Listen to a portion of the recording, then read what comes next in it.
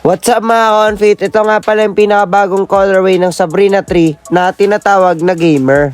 Inspired to sa NBA 2K27 dahil si Sabrina ang pinakaunang babae na gagawing cover sa larong yon.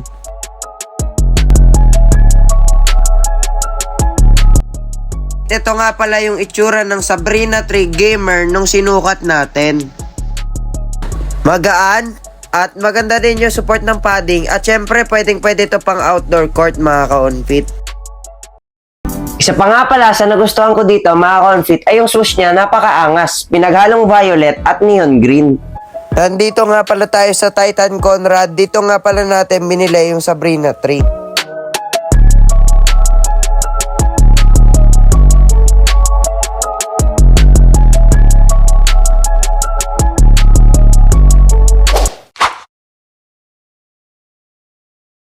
Si Sabrina Ionesco nga pala ang pinakaunang babae na i-cover sa larong yun.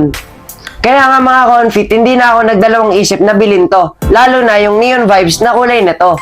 Parang glow in the dark ang datingan nito mga confit.